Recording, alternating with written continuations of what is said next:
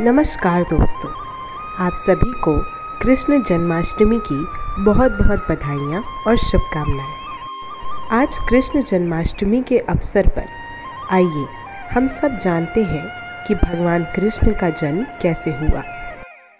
भागवत पुराण के अनुसार द्वापर युग में मथुरा नगरी पर कंस नाम का एक अत्याचारी राजा शासन करता था।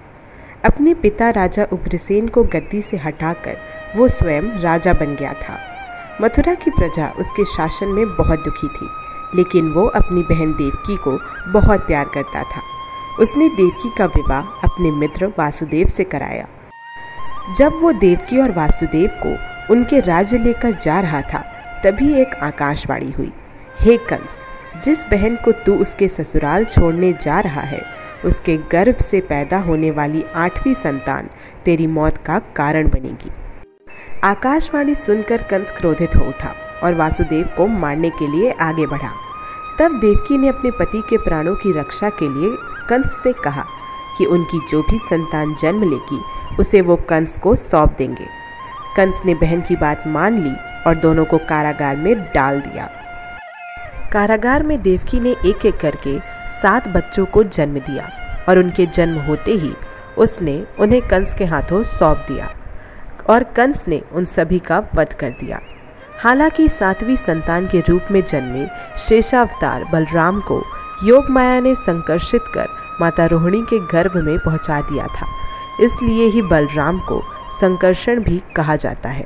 आकाशवाणी के अनुसार माता देवकी की 8वीं संतान के रूप में स्वयं भगवान विष्णु कृष्ण अवतार के रूप में पृथ्वी पर जन्मे थे। उसी समय माता यशोदा ने एक पुत्री को जन्म दिया। इस बीच कारागार में अचानक प्रकाश हुआ और भगवान श्री हरि विष्णु प्रकट हुए। उन्होंने वासुदेव से कहा कि आप इस बालक को अपने मित्र नंद जी के यहाँ ले जाओ और वहाँ से उनकी कन्या को यहाँ ले आओ। भगवान विष्णु के आदेश के अनुसार वासुदेव जी भगवान कृष्ण को सूप में अपने सिर पर रखकर नंद जी के घर की ओर चल दिए। भगवान विष्णु की माया से सभी पहरेदार सो गए। कारागार के दरवाजे खुल गए। यमुना ने भी शांत होकर वासुदेव जी के जाने का मार्ग प्रशस्त कर दिया। वासुदेव भगवान कृष्ण को लेकर नंद जी के यहाँ सकुशल पहुँच गए और वहाँ से उनकी नवजात कन्या को लेकर वापस आ गए।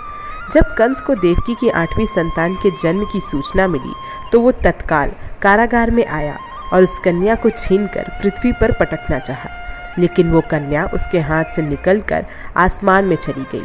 फिर कन्या ने कहा, हे मूर्ख कंस, तुझे मारने वाला जन्म ले चुका है और वो वृंदावन में पहुंच गया है। अब तुझे जल्द ही तेरे पापों का दंड मिलेगा। वो कन्या कोई और नहीं, स्वयं योग माया थी। तो दोस्तों, ये थी भगवान श्री कृष्ण की जन्म की कथा।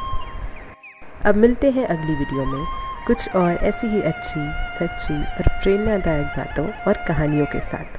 तब तक के लिए राधे राधे। और ये वीडियो देखने के लिए आप सभी लोगों का बहुत बहुत धन्यवाद।